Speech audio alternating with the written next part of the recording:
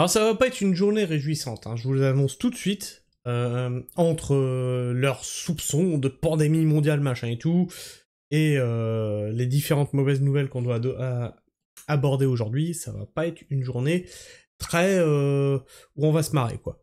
Enfin, on va rire, hein, nerveusement de la situation, mais c'est vraiment pas drôle pour ceux qui vivent ça. Donc vous savez que notre gouvernement, pour notre bien et notre sécurité, a revu les règles du chômage. Hein. On a vu ça dans la semaine, hein, je vous invite à aller voir les anciennes vidéos, hein, sur le fameux France Travail. Et donc ils ont revu ça pour que tu profites moins longtemps de ton chômage et qu'on te remette plus rapidement dans le circuit du travail, hein, bien sûr, bien entendu. Et dans le même temps, on a aussi massacré le RSA, hein, en te forçant à aller travailler gratuitement, hein, pour toucher ton RSA. Mais c'est quand même bizarre, hein. Dans un pays où il n'y a pas tant de chômage que ça, c'est quand même bizarre, hein. Comme si ils avaient prévu quelque chose. Oh, des fermetures d'usines, par exemple. Oh ben ça, qui aurait pu prédire que fermeture de 2 usines Michelin, ce sont des capitalistes voyous, réagit Gilles Bourdoulex, maire de Cholet. Oh, qui aurait pu prédire des fermetures d'usines après les PGE, les prêts garantis par l'État? Mon usine, là où j'ai travaillé avant d'être maraîcher, est en redressement judiciaire. En redressement, mes collègues ont perdu leur taf. Toutes les usines en France sont en train de fermer ou de délocaliser. Mais on a le Mozart de la finance qui nous dirige. On a eu un ministre des Finances qui devait mettre l'économie russe à genoux. Au final, c'est les Français qui trinquent. Merci Bruno. Mais c'est quand que vous payez pour vos conneries? Non, c'est pas eux qui vont casquer, c'est vous. C'est vous. Oui, on va le voir ce soir. On va le voir ce soir parce que non seulement t'as la taxe sur les chiens, tu vas avoir la taxe sur ta voiture électrique, tu vas avoir la taxe d'énergie, des taxes ils vont t'en pondre là, c'est à la chaîne là que ça passe, hein. Et c'est marrant parce que c'est pas ELV ou LFI ou quoi que ce soit qui s'y oppose, hein. Tout passe là, hein. Tout passe, hein, les taxes. Tu crois qu'ils revoient sur leur salaire? Ah non, oh non, mais surtout pas, surtout pas. Attends, faut absolument. Pareil, je vais vous la mettre dans la description. Faut absolument que vous alliez voir cette vidéo, tellement j'avais vu juste à l'époque. Pop, pop, pop, pop, pop, pop. Donc on va aller sur ma chaîne comme d'habitude.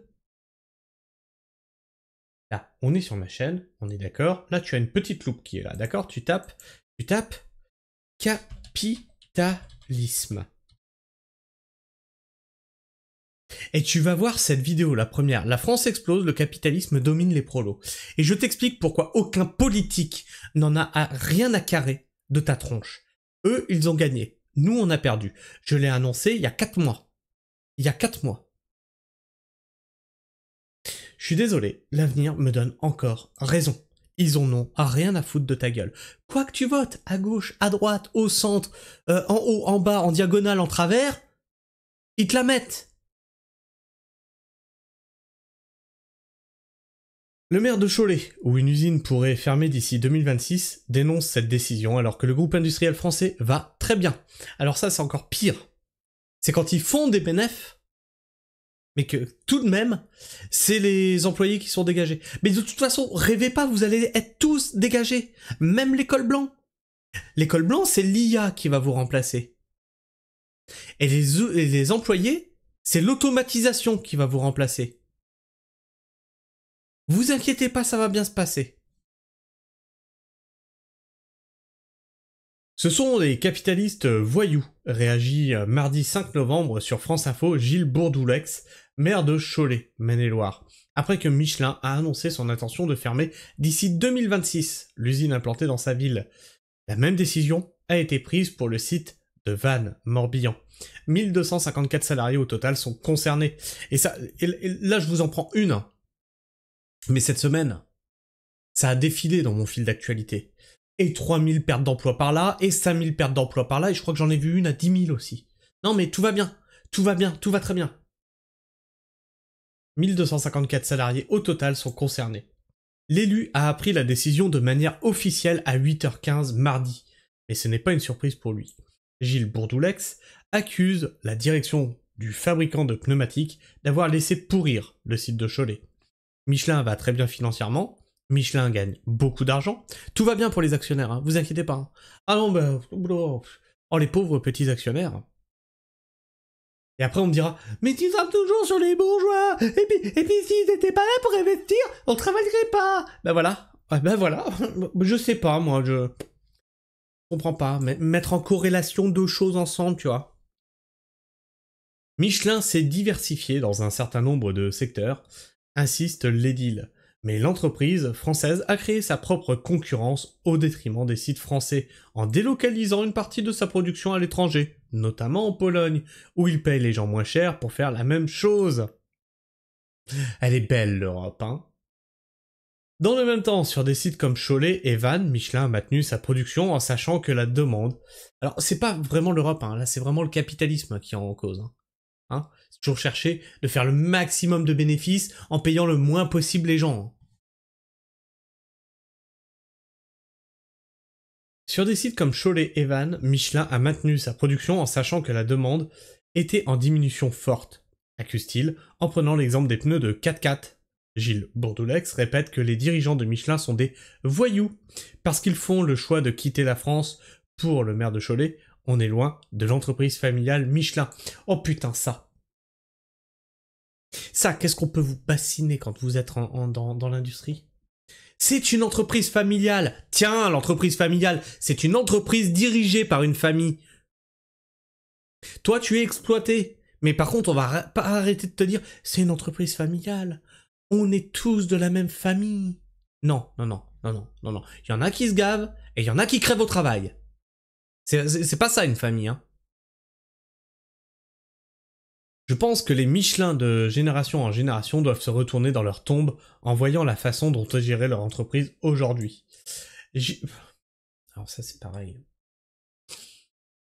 Le truc c'est que, effectivement, avant on avait des patrons, même dans l'industrie, qui connaissaient leurs gars. Donc là ça avait tout son sens, hein, l'entreprise familiale. Hein. Qui connaissaient leurs employés, qui connaissaient les épouses des employés, la famille, la structure, etc., où ils habitent, les difficultés qu'ils avaient, etc. Désormais, ça a été repris ensuite par les enfants, etc. Tu n'es plus qu'un numéro. Hein. Tu n'es plus qu'un numéro. Hein. Tu sautes quand on veut. Hein. Gilles Bourdoulex ne nie pas que la concurrence vient également d'autres entreprises, en Asie notamment. C'est partiellement la concurrence de produits fabriqués à l'étranger, sous d'autres marques, mais aussi interne. Il pointe ainsi la politique nationale catastrophique pour l'industrie française. Le maire, dit vers droite de Cholet, accuse la France de ne rien faire. Bah comme d'habitude. Hein. Mais comme elle ne fait rien pour Mais comme elle ne fait rien pour garder le Doliprane. Voilà. Encore un truc qu'on a... voilà. Putain. Il restera quoi de ce pays à la fin de la présidence Macron? Il restera quoi de ce putain de pays à la fin de la présidence Macron? Vous savez, les gilets jaunes, ça a explosé à cause d'une hausse du carburant. Parce que ça avait touché le porte-monnaie de la classe populaire. Parce que la personne de la classe populaire doit aller travailler. Il n'a pas le choix. Il faut qu'il aille travailler. Donc en taxant plus l'essence, ben ça fait des revenus moindres à la fin du mois. Aujourd'hui, on est dans une situation bien pire. C'est-à-dire que l'essence a augmenté, on te taxe de plus en plus de partout, les entreprises ferment les unes après les autres, et on a tué les gilets jaunes avec la pandémie et avec le confinement. Le mouvement s'est délité, s'est dissous, comme un Doliprane dans un verre d'eau, à cause de cette pandémie. Et vous m'enlèverez pas de la tête que ça leur a bien servi pour mettre un couvercle sur l'incendie qu'il y avait dans la cocotte minute. La filiale Opella de Sanofi doit passer sous contrôle du fonds d'investissement américain CD&R. L'édile s'est rendu sur le site de l'usine Michelin de Cholet, où les salariés ont voté pour la grève. On va donner un certain nombre de moyens techniques pour qu'ils puissent manifester, pour qu'ils puissent occuper leur site. C'est ce qu'a dit le maire. Hein. Le maire a également encouragé les salariés à faire grève en leur disant qu'il fallait que le site soit tout de suite à l'arrêt, très remonté, l'élu estime qu'il est hors de question qu'il reprenne le travail. C'est quand même fort, là, c'est qu'on a quand même un élu qui dit aux ouvriers « Arrêtez-vous, stop, on arrête le massacre ». 4,5% de chômage dans la zone et des entreprises prêtes à embaucher. La ville de Cholet s'engage également à mettre en lien autant que possible les salariés licenciés avec les entreprises locales. On a un atout dans le Choletais, on a 4,5% de chômage. On est en bonne santé économique, les chefs d'entreprise que je rencontre sont plutôt dans l'optique d'embaucher, comme Thales, qui est en train de passer d'un peu plus de 2000 salariés à près de 3000. On a Nichols, Charal, Baudet. Même si ça ne collera pas forcément avec les compétences des salariés de Michelin, Gilles Bourdoulex pense que la situation économique locale est une chance. Ouais, ils sont pas dans une zone sinistrée. Ça veut pas dire que c'est une chance. Donc la mairie va accompagner et soutenir. Toutefois, ce qui choque le plus l'édile, c'est le drame humain. Le maire de Cholet raconte qu'une de ses collaboratrices, dont le mari travaille chez Michelin, était en larmes en apprenant le plan social mardi matin. Ce sont des familles entières qui sont bouleversées. Le député de la 5e circonscription du Maine-et-Loire, Denis Masseglia, a annoncé saisir la commission des affaires économiques pour comprendre les raisons de la fermeture de 2 usines Michelin. Gilles Bourdoulex ne voit pas l'intérêt pour raconter quoi ? Pour raconter que la politique industrielle de Michelin est catastrophique, que les gouvernements successifs n'ont rien fait, interroge-t-il en ajoutant qu'il préfère l'action aux mots. Et voilà, et moi c'est un truc que je dis, que j'explique, et quand je dis ça on me dit « Ah, bah t'as un gros facho !» Alors, sachez que je n'ai aucun parti politique, je ne vote plus depuis des années. Je ne suis pas pour l'extrême droite, je ne suis pas pour l'extrême gauche, je ne suis pas pour Macron.